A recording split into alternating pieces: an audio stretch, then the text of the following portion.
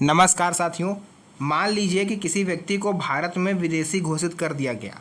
अब सरकार उसे उसके देश वापस भेजने की तैयारी करती है। मान लीजिए सरकार को लगा कि ये बांग्लादेशी है या सरकार को लगा कि ये नेपाली है या अफ़गानिस्तान से आया है। लेकिन जिस देश में सरकार उसे भेजना चाहती है, अगर वो देश ये कह दे कि ये हमारा नागरिक है ही नहीं। मान लीजिए कि आपके मोहल्ले में कोई व्यक्ति पकड़ा जाता है जो कि बांग्लादेशी नागरिक सरकार मानती है, उसको घुसपैठिया मानती है और उसको वापस से बांग्लादेश भेजने की तैयारी करी जा रही है। लेकिन दो देशों के बीच आदान प्रदान करने की शर्त ये होती है कि अगले को ये मानना भी तो चाहिए कि ये हमारे देश का नागरिक है। लेकिन बांग्लादेश अगर मानने से मना कर दे कि जिन नागरिकों को आप यहाँ भेज रहे हो ये मेरे देश के नागरिक हैं ही नहीं।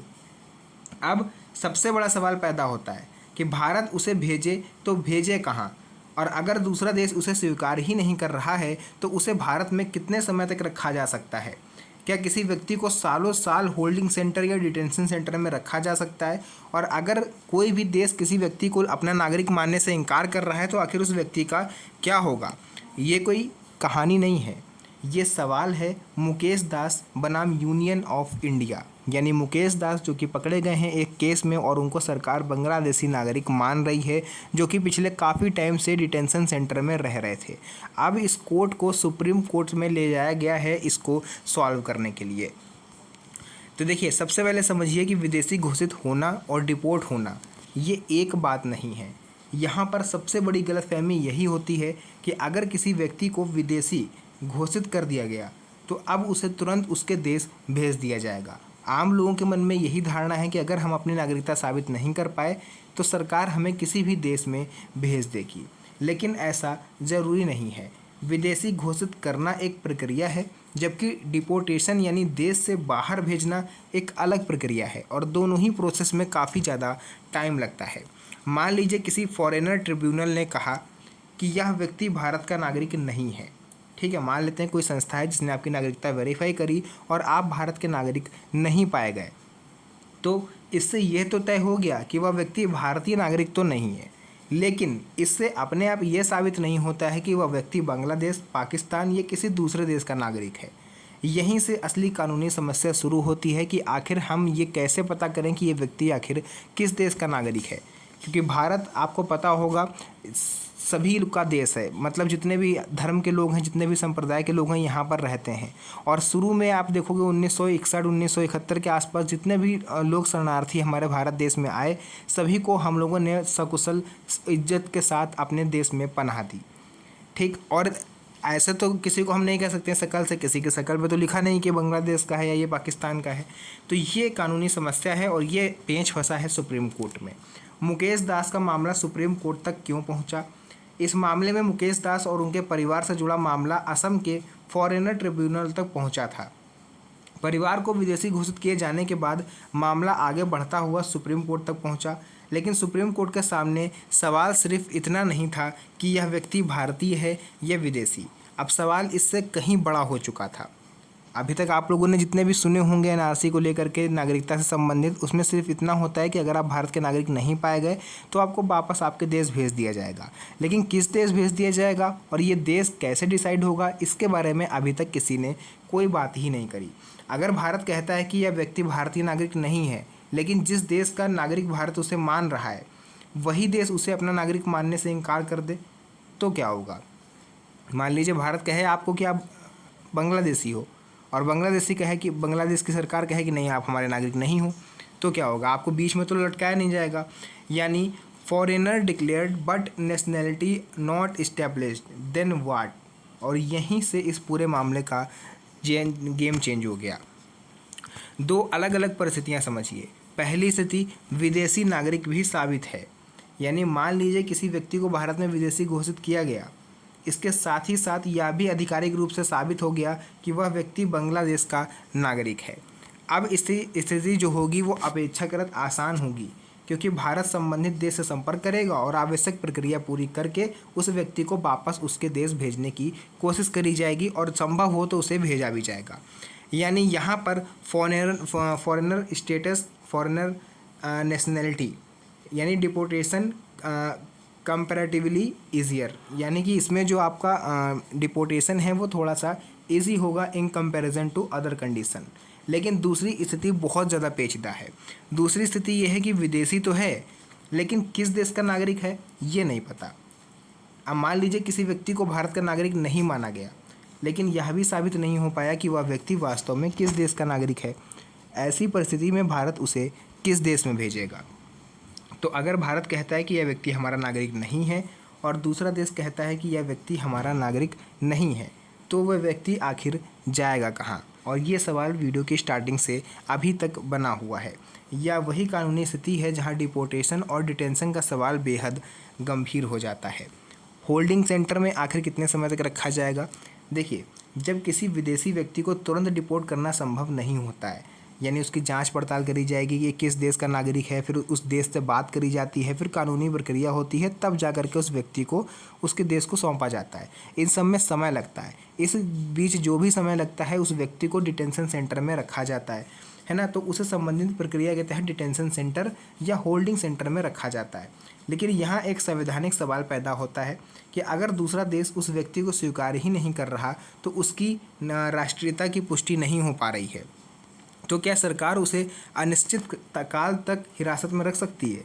यानी सरकार उसे एक तरह से कैद करके रख सकती है कि भैया हम आपको बाहर नहीं घूमने देंगे, आप हमारे देश के नागरिक नहीं हो। 5 साल, 10 साल, 20 साल, सिर्फ इसलिए कि डिपोर्टेशन संभव नहीं हो पा रहा है। किसी व्यक्ति को हम कैसे कैद कर सकते हैं जबकि उसका कोई अपराध भी नहीं है? यही वह सवाल है जिस पर संविधान और व्यक्तिगत स्वतंत्रता का मुद्दा आमने सामने है। सरकार की भी अपनी समस्या है। देखिए, अब दूसरी तरफ सरकार का पक्ष भी समझना जरूरी है। अगर किसी व्यक्ति को विदेशी घोषित किया जा चुका है और वह भारत का नागरिक नहीं है, तो सरकार के सामने भी बहुत बड़ी समस्या है। उस व्यक्ति के रहने, खाने, सुरक्षा और अन्य व्यवस्थाओं का खर्च भी सरकार को उठाना पड़ेगा।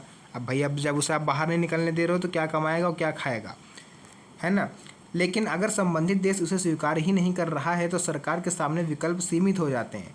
यानी एक तरफ भारत कह रहा है कि यह हमारा नागरिक नहीं है और दूसरी तरफ दूसरा देश कह रहा है कि यह हमारा भी नागरिक नहीं है, तो बीच में उस व्यक्ति का क्या होगा? सबसे ज़रूरी अंतर समझिए SIR और NRC को लेकर के, इसको आप एक मत समझिएगा, अभी उसका जवाब भी आपको मिलेगा। यहाँ पर एक क्लेरिफिकेशन होना बहुत ज़रूरी है।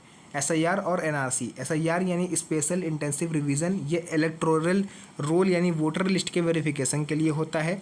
SIR में किसी व्यक्ति को विदेशी पाया गया और सीधे उसे डिटेंशन सेंटर भेज दिया जाएगा। ठीक, कानूनी रूप से सही निष्कर्ष नहीं है क्योंकि SIR में आपकी नागरिकता की जाँच नहीं होती है। इसलिए SIR, NRC, foreigner determination and deportation, इन सभी प्रक्रियाओं को आपस में मिलाकर नहीं देखना चाहिए।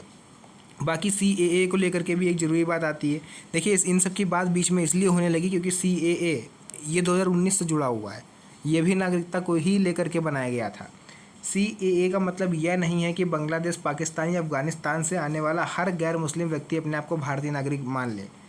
इसमें कानून के तहत निर्धारित स्पेसिफिक कंडीशंस और कैटेगरीज मौजूद हैं। उदाहरण के तौर पर संबंधित कानूनी प्रावधान कुछ विशेष धार्मिक समुदायों के उन लोगों से जुड़ते हैं जो अफगानिस्तान, बांग्लादेश, पाकिस्तान से आए हों और निर्धारित तारीख तक भारत में प्रवेश कर चुके हों, साथ ही कानून की अन्य शर्तों को भी पूरा करते हों। इसलिए CAA, illegal immigration, foreigner determination और डिपोर्टेशन, ये आपस में जुड़े हुए विषय जरूर हैं लेकिन एक नहीं है। अब बात आती है आर्टिकल 21 की। यह संविधान का आर्टिकल 21 भी महत्वपूर्ण है। आर्टिकल 21 व्यक्ति के जीवन और व्यक्तिगत स्वतंत्रता की सुरक्षा से जुड़ा हुआ है। अब सवाल यह है कि अगर किसी व्यक्ति को विदेशी घोषित कर दिया गया लेकिन उसे किसी दूसरे देश में भेजना संभव नहीं हो पा रहा है तो उसकी डिटेंशन की संवैधानिक सीमा क्या होगी और उसे सरकार मैक्सिमम कितने दिन तक डिटेंशन सेंटर में रख सकती है? देखिए, सरकार के पास इमिग्रेशन को रेगुलेट करने और यह तय करने का अधिकार है कि कौन भारत में प्रवेश कर सकता है और कौन भारत में रह सकता है। लेकिन इसका मतलब ये नहीं है कि डिपोर्टेशन नहीं हो पा रहा है इसलिए व्यक्ति को अनिश्चित काल तक हिरासत में रखा जाए। यहीं पर आर्टिकल 21 का सवाल बेहद महत्वपूर्ण है क्योंकि इसमें व्यक्ति को व्यक्तिगत स्वतंत्रता की आज़ादी मिली हुई है। 10 साल, 20 साल, क्या अनिश्चितकालीन डिटेंशन संभव है? कल्पना कीजिए कि किसी व्यक्ति को विदेशी घोषित कर दिया गया लेकिन जिस देश में उसे भेजना है उस देश में उसे स्वीकार नहीं किया जा रहा है। अब अगर सरकार कहे डिपोर्टेशन संभव नहीं है इसलिए इसे 10 साल रखेंगे और फिर 10 साल बाद कहे कि अभी भी नहीं भेज सकते, इसे हम 20 साल और रखेंगे, तो सवाल उठेगा कि आखिर इस डिटेंशन की कॉन्स्टिट्यूशनल लिमिट क्या है? क्या इस व्यक्ति को कोई अधिकार नहीं? अब इस मामले को लेकर के सबसे गहरा प्रश्न बना हुआ है। सुप्रीम कोर्ट इसको लेकर के अभी विचार विमर्श कर रहा है। अब क्योंकि सुप्रीम कोर्ट के सामने भी देखिए असली चुनौती है, क्योंकि सुप्रीम कोर्ट के सामने मामला सिर्फ एक व्यक्ति की नेशनैलिटी का नहीं है, इसके साथ कई बड़े संवैधानिक और कानूनी प्रश्न भी जुड़े हुए हैं, जैसे सिटीजनशिप, पहला आपकी नागरिकता को लेकर के, फॉरेनर्स लॉ भी उनको मेंटेन करना है, नेशनल सिक्योरिटी भी देखनी है ना, सॉवरेनिटी भी देखनी है, डिपोर्टेशन भी देखना है, डिटेंशन भी देखना है, आर्टिकल 21 को भी उनको देख के चलना है। यानी यह मामला आगे चलकर सिर्फ मुकेश दास तक सीमित न रहकर ऐसे कई मामलों के लिए महत्वपूर्ण सिद्धांत तय कर सकता है। आसान भाषा में समझिए पूरी बात। अगर किसी व्यक्ति को कानूनी प्रक्रिया के तहत विदेशी घोषित किया जाता है तो इसका मतलब ये नहीं है कि उसे भारतीय नागरिक नहीं माना गया। लेकिन अगला सवाल अलग है, वह विदेशी आखिर किस देश का नागरिक है। देखिए ले दे के वही चीज़ें बार बार आ रही हैं, क्योंकि सुप्रीम कोर्ट अभी भी इस सवाल का जवाब ढूंढ रहा है। लेकिन यहाँ पर एक और सबसे बड़ा सवाल है जो शायद पूछा जाना चाहिए कि आखिर मुकेश के साथ अब आगे होगा क्या वो ताउम्र डिटेंशन सेंटर में रहेगा। अब सवाल यही है कि ऐसे व्यक्ति के साथ सरकार क्या करे जिससे भारत में विदेशी घोषित किया जा चुका है, लेकिन जिसकी फॉरेनर नेशनैलिटी अभी तक पूरी तरह वेरीफाई नहीं हुई है और जिसे कोई दूसरा देश स्वीकार करने के लिए तैयार भी नहीं है। तो सरकार का तर्क हो सकता है कि नेशनैलिटी वेरिफिकेशन और रिसीविंग कंट्री की एक्सेप्टेंस के बिना एक्चुअल डिपोर्टेशन संभव नहीं है। लेकिन दूसरी तरफ व्यक्ति की पर्सनल लायबिलिटी और आर्टिकल 21 का प्रश्न भी मौजूद है। यही वह बैलेंस है जिसे अदालत को देखना होगा और सुप्रीम कोर्ट फिलहाल इस मामले पर अभी विचार विमर्श कर रहा है। निष्कर्ष ये है कि मामला सिर्फ मुकेश का नहीं है। इस पूरे मामले को सिर्फ एक व्यक्ति की कहानी मत समझिए। यह सवाल भविष्य में उन सभी मामलों के लिए महत्वपूर्ण हो सकता है जहां भारत किसी व्यक्ति को अपना नागरिक ना माने लेकिन दूसरा देश भी उसे अपना नागरिक मानने से इनकार कर दे। अभी कई लोग भी हैं ऐसे, मुकेश के साथ साथ कई ऐसे लोग हैं जो डिटेंशन सेंटर में ही रह रहे हैं। ऐसी स्थिति में भारतीय कानून के तहत उस व्यक्ति के साथ क्या किया जा सकता है? क्या उसे हिरासत में रखा जा सकता है? अगर हाँ तो कितने समय तक? और अगर डिपोर्टेशन संभव ही नहीं है तो डिटेंशन की कॉन्स्टिट्यूशनल सीमा क्या होगी? यही असली कानूनी सवाल है। यह राजनीति या किसी नारे का सवाल नहीं है, यह कानून, संविधान और व्यक्तिगत स्वतंत्रता का सवाल है। इस मामले में आपकी क्या राय है? आपके हिसाब से सरकार को अब अगला स्टेप कौन सा उठाना चाहिए और सुप्रीम कोर्ट का फैसला क्या हो सकता है? आप अपनी राय कमेंट सेक्शन में ज़रूर दें, क्योंकि आप लोग का भी एक्सपीरियंस मैटर करता है। बाकी जो भी जानकारी थी मैंने यहाँ पर आपको पूरा विस्तार से बताया है। अब सुप्रीम कोर्ट के सामने बहुत बड़ी चुनौती है इस केस को सुलझाना, क्योंकि हम किसी देश से ज़बरदस्ती तो कह नहीं सकते हैं कि नहीं ये तुम्हारे ही देश का, इसको रखो। अब अगला व्यक्ति है नहीं मान रहा है तो हम क्या करेंगे? तो बहरहाल जो भी चीज़ें थी मैंने यहाँ पर आपको पूरा क्लियर बताया है। अगर वीडियो पसंद आई हो वीडियो को लाइक करके चैनल को सब्सक्राइब जरूर कर लीजिएगा, क्योंकि इस तरह की वीडियोस मैं आपके लिए बनाता रहता हूँ। तो फिर से मुलाकात होगी आप सभी से एक और नई मज़ेदार वीडियो में। तब तक के लिए धन्यवाद। जय हिंद।